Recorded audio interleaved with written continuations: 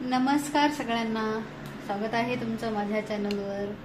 तर आज आहे सोमवार आणि चतुर्थी पण आहे आणि आत्ता वाजलेले आहेत 3:30। तर आम्ही चाललेलो आहे गणपतीला। आणि गणपतीला म्हणजे इथं आमच्या इथं मोरया गोसावीचं गणपती चिंचवड गावात आहे, तो एक म्हणजे परिचित आहे सगळ्यांना। तर तिकडे चाललेलो आहे। आता वरतून ऐश्वर्या अक्षय वगैरे येतील, आम्ही सगळेच जाणार आहे। तर चला तुम्ही पण आमच्यासोबत। आणि तिथं गेल्यावर आता कसं आहे, हल्ली देत नाहीत कॅमेरा आणि फोटो, मोबाईल वगैरे अलाउड करत नाहीत। त्याच्यामुळे तिथं दिलं तर मी घेईल, नाही तर मग नाही घेऊन दिलं तर मग नाही दाखवता येणार, बाहेरून दाखवेन। तर चला, गँग आली आमची वरतून, गँग। Hi Akshay, hi, hello Vicky, hello hello hello सगळ्यांना। चला, काय म्हटला? गर्दी आहे मंगळवारची, तर कसली आतमध्ये यायला सुद्धा जागा नसते।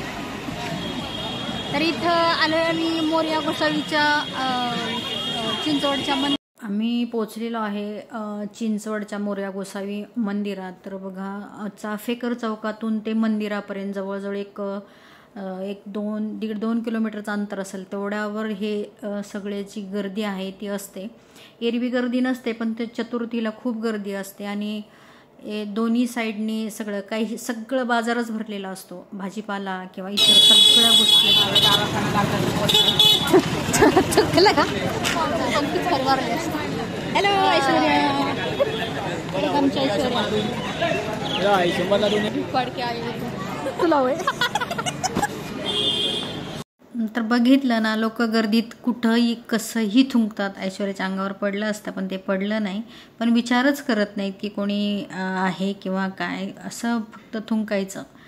आणि फार घाण आहे हे, पण आता काय, चालेलच असते। तर आता आम्ही एंट्री केलेली आहे मंदिरात आणि हे आहेत रांगोळ्यांच्या पायघड्या, त्रिपुरारी पौर्णिमे दिवशी घातलेल्या। तर त्या तशाच होत्या, थोडी खराब झाली होती पण होत्या।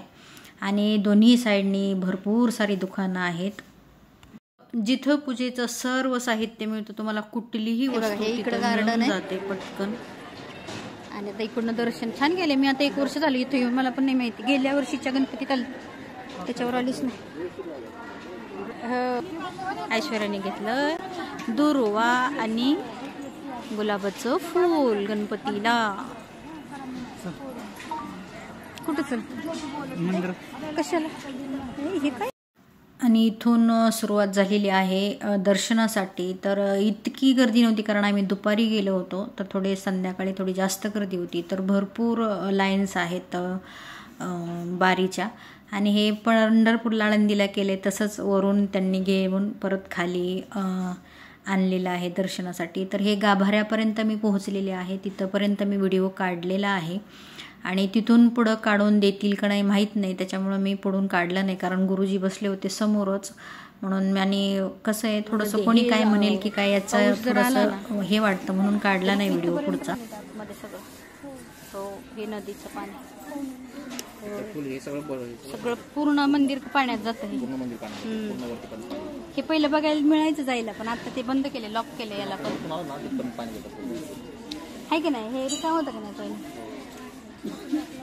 आता लॉक लावले। पवना नदीच्या काठी हे मंदिर आहे आणि जे गेट होतं ते पवना नदीचं पाठीमागचं गेट होतं। अगोदर ते ओपन होतं, पण आता त्याला लॉक लावलेलं आहे। आणि पावसाळ्यात जर खूप पाऊस झाला तर पूर्ण मंदिर पाण्याखाली जातं। आणि हा आहे आजूबाजूचा परिसर, दगडी मंदिर आहे, खूप पुरातन मंदिर आहे हे। आणि इथं भिंतीवर पेंटिंग्स लावलेले आहेत, जागोजागी माहिती फलक लावलेले आहेत। मोरया गोसावींच्या म्हणजे जे काही इतिहास किंवा काही त्यांच्या बाबतीत ज्या घडलेल्या काही गोष्टी आहेत त्या इथं फलक लावलेले आहेत माहितीचे। म्हणजे जे कोणी बघतं किंवा जे कोणी येतात मंदिरात ते वाचतात आणि त्यांची माहिती त्याच्यामुळे मिळते। तर असं हे पुरातन मंदिर आहे आणि खूप छान मंदिर आहे। पूर्ण असं पेंटिंग लावलेले आहेत पूर्ण अवतीभोवती दगडी बांधकाम आहे पूर्ण. आणि हे आहे रांगोळी घातलेली आहे मोरया गोसावींच्या फोटोची ही रांगोळी घातलेली आहे. मला वाटतं ही त्रिपुरारी पौर्णिमे दिवशी घातली असेल. आणि हे आहे जिथं त्यांनी समाधी घेतली ते हे ठिकाण आहे. आणि आतमधली जी गाभाऱ्यातली मूर्ती होती त्याचं मी काही तिथून बाहेर पडतात लोक. कमी इथंपर्यंत केलं होतं इकडचं इकडं तसं तर पूर्ण केलं. फक्त आतलं जे मंदिरात जी मूर्ती आहे त्यातच पदनाट्य चालले. आणि हे जे पदनाट्य चालू होतं ते मतदान जागृतीसाठी हे पदनाट्य चालू होतं की प्रत्येकाने मतदान करावं त्याच्यासाठी. सगळे खायचे स्टॉल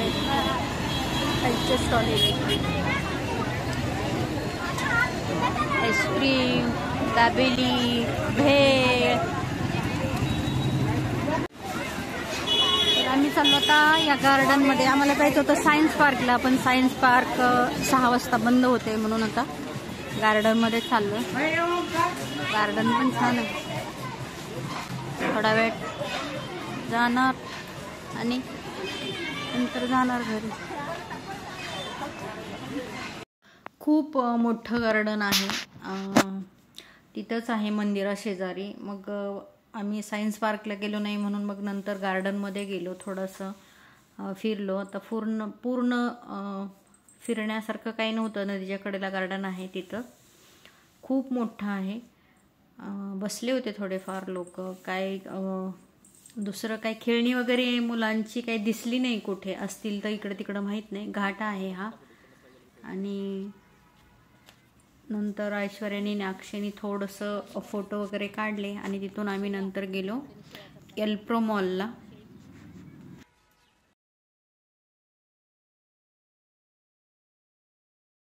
आहे मॉलमध्ये आले. एल्प्रो मॉलमध्ये चालले.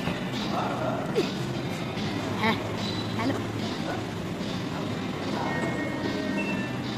धरून ठेवलेले त्याला तसंच चाललेली मागं.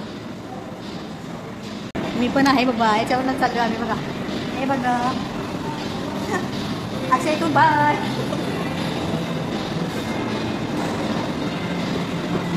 चला तर आम्ही आलेलो आहे एल्प्रो मॉलमध्ये. आता बघू काय काय करतो कुठं काय माहीत नाही. चला. तर ह्या आहेत मसाज चेअर. तर याचा रेट असा होता की 7 मिनिटांसाठी 120 रुपये होते. तर मॉलमध्ये बघा किती महाग असतं. त्या दिवशी पण आम्ही स्टार बाजारला गेलो होतो. तर आम्ही त्या दिवशी घेतलेलं मसाज तर ते 10 मिनिटासाठी 150 रुपये होतं. आणि इथं 7 मिनिटांसाठी 120 रुपये. म्हणजे कसं मॉलमध्येच तसं सगळंच महाग असतं. पण एकदा कधीतरी गेल्यावर कधीतरी थोडंसं हे करायला काही हरकत नाही. तर हा आहे आमच्या इथला एल्प्रो मॉल. तर लाईटिंग बघा. लाईटीचे झुंबर इतके सुंदर होते. छान दिसत होते. मुलांना खेळायला आहे. ऐश्वर्या काय घेते. ऐश्वर्या बघतीये काय घ्यायचंय. काय नाही फक्त रेटच बघू शकतो आहे ना. हे बाहेरचं आहे ना. 2 टॉप 500 आहे की घेण्यासारखं आहे. तेल लागलेलं बाहेरचं. बघायला काही हरकत नाही ना एवढं. तिकडं मुलांचं खेळण्याचं पण आहे ना. आणि हे लाईट्स जे आहेत ते वरून दिसत होते असे. आणि आत्ता दिवाळी होऊन गेली. गुरु नानक जयंती झाली आणि आत्ता ख्रिसमस येणार आहे त्याच्यामुळे ते अजून काढलेले नाहीत. सगळ्यात शेवटी आम्ही गेलो टॉप फ्लोअरला जिथं असतं खाणं पिणं आणि गेमचं फ्लोअर असतो. तर तिथं गेलो आणि ऐश्वर्याने हा गेम खेळला. आणि आम्ही नंतर घरी आलो. तर तुम्हाला कसा वाटला हा व्हिडिओ नक्की सांगा. आणि व्हिडिओ जर आवडला तर लाईक आणि सबस्क्राईब नक्की करा. भेटूया आपण पुढच्या व्हिडिओमध्ये. तोपर्यंत सगळ्यांना बाय आणि थँक्यू.